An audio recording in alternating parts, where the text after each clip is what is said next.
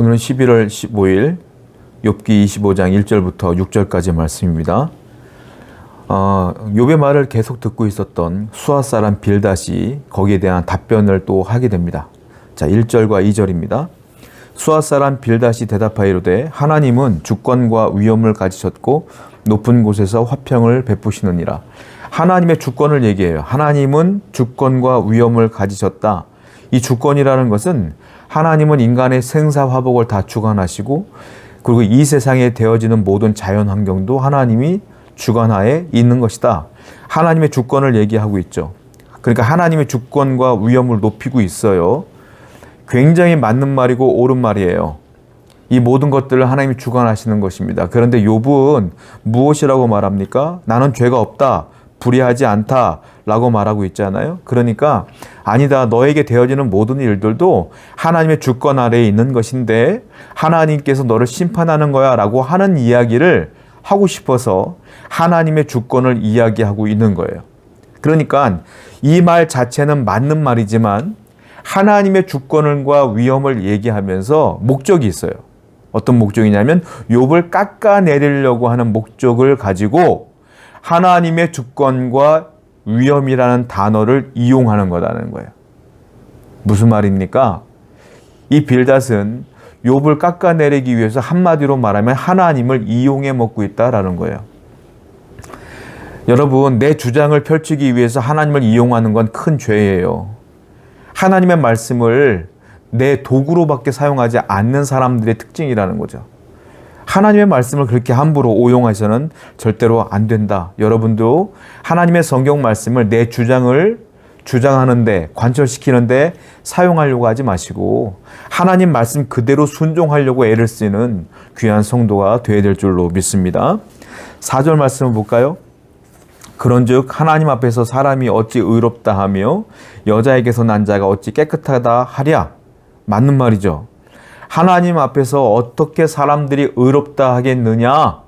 또 여자에게서 난 자는 모든 사람을 말하는 거예요. 모든 이가 다 어머니가 있잖아요. 그러니까 모든 사람이 어떻게 깨끗하다고 할 수 있겠느냐?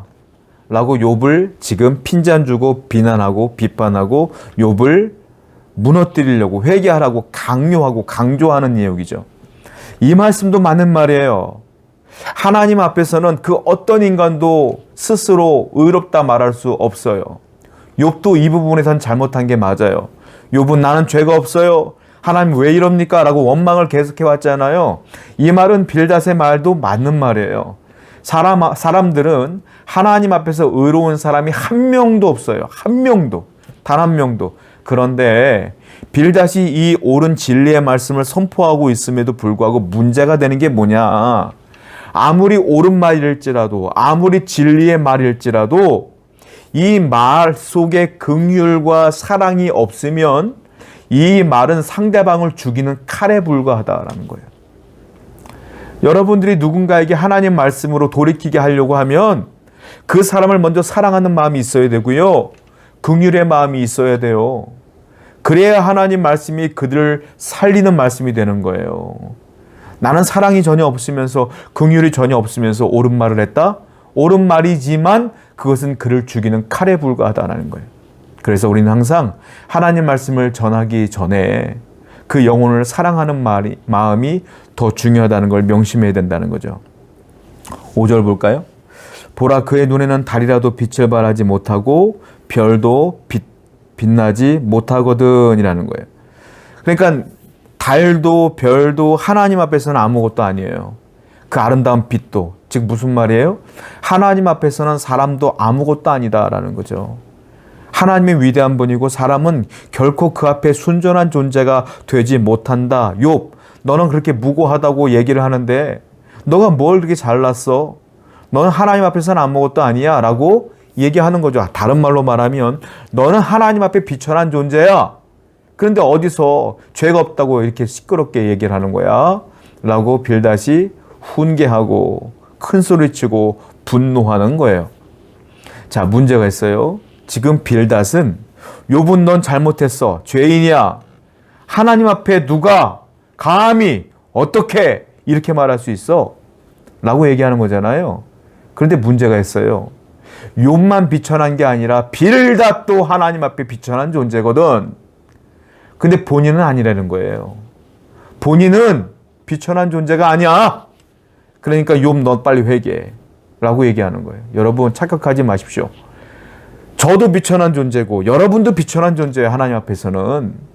우리가 누구를 판단하고 누구에게 요구할 수 있겠어요.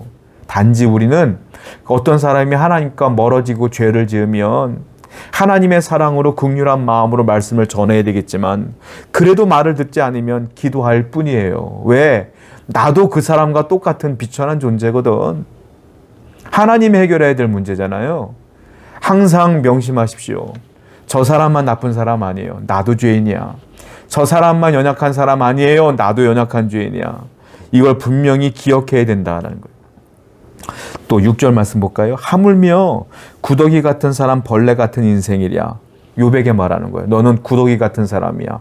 벌레 같은 사람이야. 하나님께 회개해 이 말이에요. 여러분 사람은 물론 죄인입니다. 죄를 졌어요. 천국에 갈 수 없는 죄인이에요. 그런데 사람은 이 벌레와 같이 구더기와 같은 완전히 비천한 존재는 아니에요. 왜냐? 하나님의 형상대로 만들어진 하나님께서 만드신 사람이기 때문에 그렇습니다. 저와 여러분들을 스스로 비천하다고 여기시면 안 돼요. 나는 구더기 같은 사람이야. 나는 벌레 같은 사람이야 라고 생각하지 마세요. 왜냐? 하나님은 당신의 형상을 따라 사람을 만드셨고 우리가 비록 죄인이지만 우리에게 은혜를 베풀어 주셨어요. 긍휼을 베풀어 주셨어요. 예수님을 보내주셨어요. 그 은혜가 나를 덮고 있기 때문에 나는 더 이상 벌레 같은 존재가 아니에요. 자신감을 가지세요. 하나님은 여러분들을 사랑하십니다. 긍휼을 주셨어요. 은혜를 주셨어요. 오늘도 자신감을 갖고 나는 하나님의 은혜를 입은 자로서 세상에 나가 당당하게 살아가시는 여러분 되기를 축원드립니다. 기도합시다. 하나님 감사합니다. 오늘도 말씀을 통하여 하나님의 은혜를 깨달았습니다. 저 사람이나 나나 똑같은 죄인인 것을 기억하여 겸손하게 기도하는 자가 되게 하시고 하나님의 은혜를 입은 자로서 감사하며 겸손한 삶을 살 수 있도록 인도해 주시옵소서. 예수님의 이름으로 기도드렸습니다. 아멘.